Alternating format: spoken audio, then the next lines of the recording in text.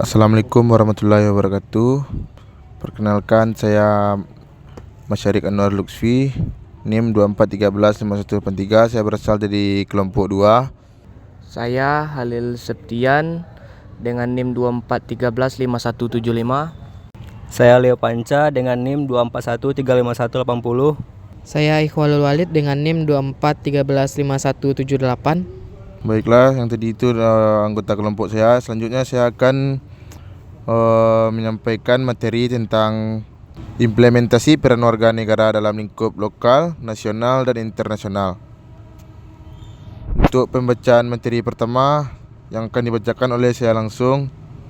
Pengertian implementasi. Implementasi berasal dari bahasa Inggris, yaitu to implement, yang berarti mengimplementasikan. Implementasi merupakan penyediaan sarana untuk melaksanakan sesuatu menimbulkan dampak atau akibat terhadap sesuatu. Sesuatu tersebut dilakukan untuk menimbulkan dampak atau akibat. Itu dapat berupa undang-undang, peraturan pemerintah, keputusan peradilan, dan kebijakan yang dibuat oleh lembaga-lembaga pemerintah dalam kehidupan kenegaraan.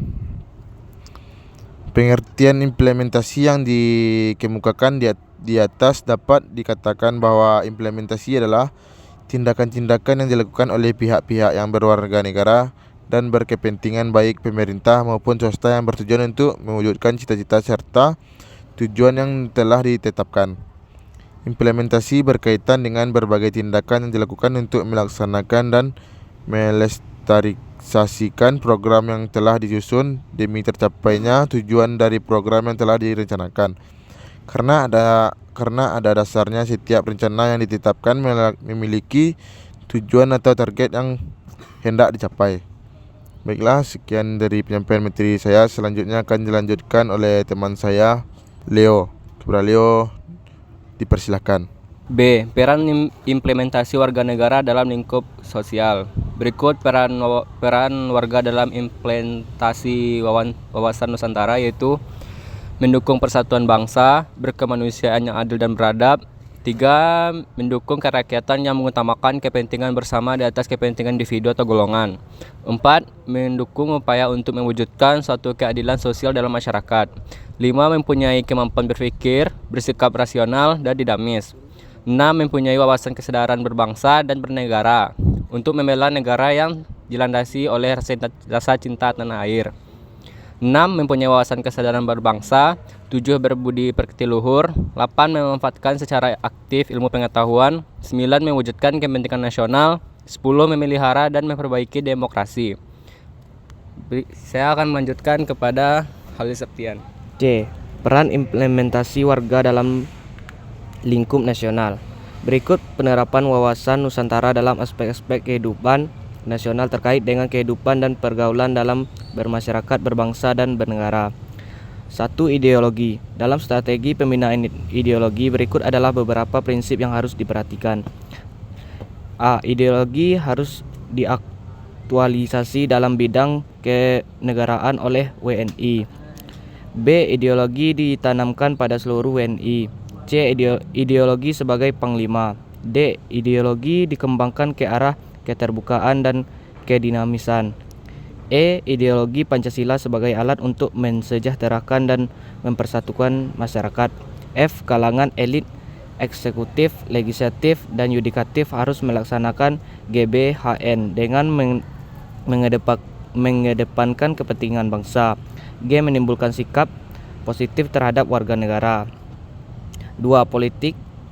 Upaya untuk meningkatkan ketahanan politik merupakan upaya untuk menciptakan keseimbangan dan keserasian atau keluaran dan memasukkan berdasarkan Pancasila. 3. Ekonomi. Meningkatkan ketahanan ekonomi adalah upaya meningkatkan kapasitas produksi dan kelancaran barang dan jasa secara merata ke seluruh wilayah negara yang diarahkan untuk kemakmuran rakyat. 4. Sosial budaya. Esensi ketahanan budaya adalah pengaturan dan penyelenggaraan kehidupan sosial budaya sehingga dapat mengembangkan kemampuan pribadi dengan segenap potensi berdasarkan nilai-nilai Pancasila. 5. Pertahanan dan keamanan. Penerapan wawasan Nusantara dalam kehidupan pertahanan menjadi sebuah upaya keluetan dan ketangguhan untuk mengembangkan kekuatan nasional dalam menghadai dan mengatasi ATHG yang dapat membahayakan identitas, integrasi, dan kelangsungan hidup bangsa berdasarkan Pancasila dan Undang-Undang 1945. Prinsip sistem ketahanan nasional antara lain sebagai berikut. Bangsa Indonesia cinta damai tetapi lebih cinta kemerdekaan.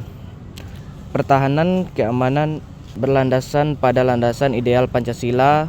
Pertahanan keamanan negara merupakan upaya terpadu yang melibatkan segenap potensi dan kekuatan nasional.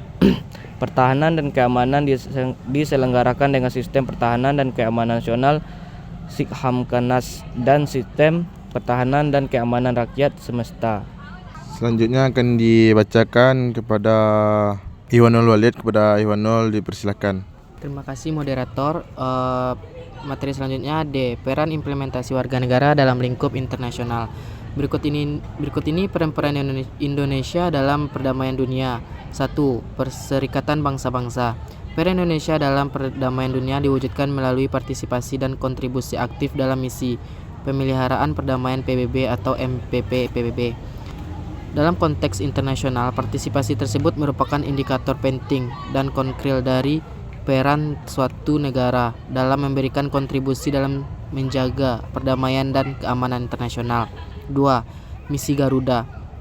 Peran Indonesia dalam perdamaian dunia juga diwujudkan melalui partisipasi dan kontribusi aktif melalui misi Garuda atau misi kontingen Garuda. Kontingen Garuda adalah pasukan penjaga perdamaian yang anggotanya diambil dari militer Indonesia yang bertugas di bawah naungan PBB. 3. Konferensi Asia Afrika. Peran Indonesia dalam perdamaian dunia diwujudkan melalui partisipasi dan kontribusi aktif melalui Konferensi Asia Afrika. Upaya pertama yang dilakukan Indonesia adalah Perdana Menteri dimulai pada tanggal 25 Agustus 1953 dengan menyampaikan program pemerintah di hadapan Dewan Perwakilan Rakyat. 4. Gerakan non-blok. Peran Indonesia dalam perdamaian dunia juga diwujudkan melalui partisipasi kontribusi aktif dalam Gerakan Non-Blok, suatu organisasi internasional yang terdiri dari 100 negara-negara yang menganggap dirinya tidak beraliansi dengan kekuatan besar apapun. 5. Deklarasi Juanda. Deklarasi ini digagas oleh Perdana Menteri Indonesia, Juanda Karwijatja pada 13 Desember 1957. Isi deklarasi Juanda bahwa Indonesia menyatakan sebagai negara kepulauan yang mempunyai corak tersendiri, bahwa sejak dahulu kala kepulauan Nusantara ini sudah merupakan satu kesatuan. 6. Association of South Asian Nations. Negara Indonesia merupakan salah satu negara termasuk pemrakarsa berdirinya ASEAN. Hal ini melalui perwakilan Indonesia yakni Menteri Luar Negeri yang menandatangani deklarasi Bangkok. Peran Indonesia dalam mewujudkan perdamaian ini di kawasan Asia Tenggara terlihat saat Indonesia membantu mewujudkan perdamaian konflik di Kamboja dan Vietnam. 7. Organisasi Konferensi Islam atau OKI. Tak kalah penting peran Indonesia dalam perdamaian dunia berpartisipasi dalam organisasi konferensi Islam. Pembentukan OKI dilatar belakangi oleh pembakaran Masjid Al-Aqsa oleh Israel pada 21 Agustus 1969. 8. Jakarta Informal Meeting. Jakarta Informal Meeting merupakan upaya peran Indonesia dalam perdamaian dunia terutama di kawasan Asia Tenggara. Pemeriksa JIM yaitu Menteri Luar Negeri Indonesia Ali Alatas. JIM merupakan upaya untuk menyelesaikan konflik Kamboja. Melalui JIM, masalah Kamboja dapat diselesaikan berdasarkan perjanjian Paris pada tanggal 28 Oktober 1991. Baiklah, saya kembalikan ke moderator. Terima kasih kepada Ihwanul yang telah memberikan materi tadi. Baiklah, sekian dari penyampaian materi dari kelompok kami. Maaf jika ada kekurangan. Saya ucapkan Assalamualaikum warahmatullahi wabarakatuh.